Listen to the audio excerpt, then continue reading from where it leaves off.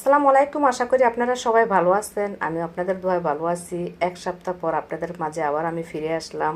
আমিও সুস্থ আছি, আশা করি আপনারা সবাই সুস্থ আছেন। আজকে একটা ছোট্ট রেসিপি নিয়ে আমি আপনাদের মাঝে হাজির হলাম। রেসিপিটা হলো কাঁঠালের পুডিং। কীভাবে করবো আমার সাথে থাকুন, দেখতে থাকুন। এখানে আমি 7-8টা কাঁঠালের কোষ নিয়েছি, যেটা নিয়ে লিকুইড থাকতে হবে।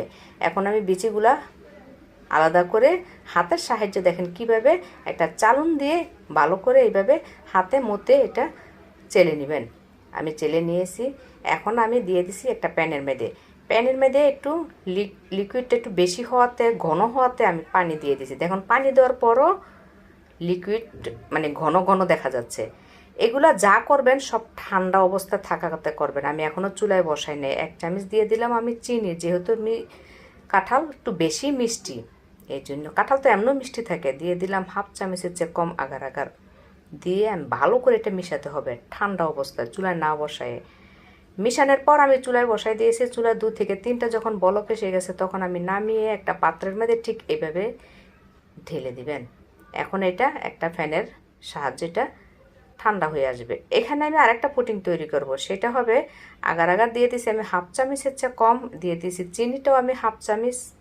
এখন দিয়ে দিব একটু না ফুড কালার দিয়ে এখানে আমি সাদা পানি দিয়ে অল্প একটু তৈরি করব। আপনারা চাইলে এটা বেশিও করতে পারেন, অল্প দিয়ে করতে পারেন। এখন 3 থেকে 4টা যখন বলক চলে আসবে তখন এটা আমি নামিয়ে নিব। এগুলো প্রত্যেকটা আপনারা ঠান্ডা অবস্থায় এগুলো ভালো করে মিশায় তারপরে চুলায় বসাবেন।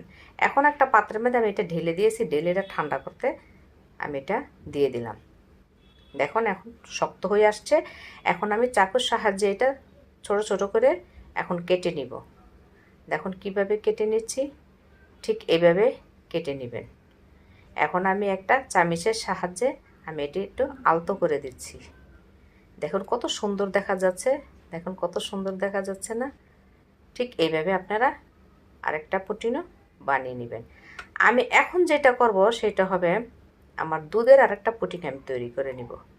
এখানে আমি দিয়ে দিয়েছি 250 গ্রাম দুধ, 1 চামচ চিনি।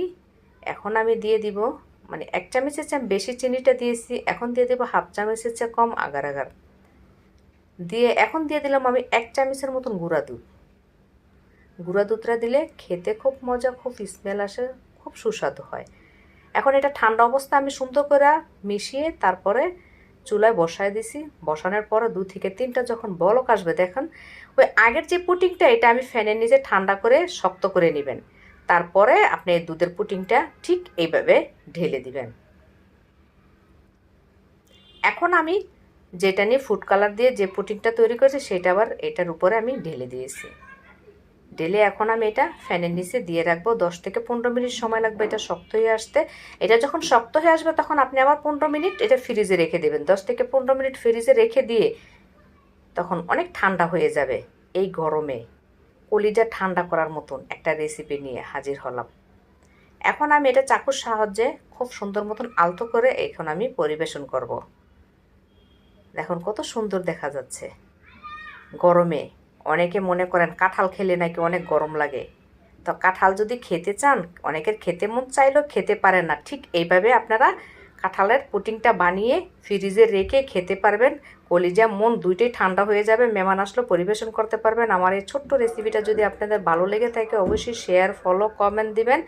আমার পেজের সাথে থাকবেন। আমি যেন ছোট ছোট রেসিপি নিয়ে আপনাদের মাঝে আসতে পারি, এবং এটা সেভ করে রাখবেন যাতে আপনাদের পরবর্তীতে এটা যাতে আপনারা বানিয়ে খেতে পারেন। এবং আমার প্রত্যেকটা আমার ইউটিউব একটা চ্যানেল আছে, আমার ইউটিউব চ্যানেলে এইটার লিঙ্ক দেওয়া আছে। আপনারা অবশ্যই আমার ইউটিউব চ্যানেলে একটা সাবস্ক্রাইব করে দিবেন প্লিজ। আপনাদের কাছে আমার একটা অনুরোধ, একটা সাবস্ক্রাইব করে দিবেন। সবাই ভালো থাকবেন। আসসালামু আলাইকুম।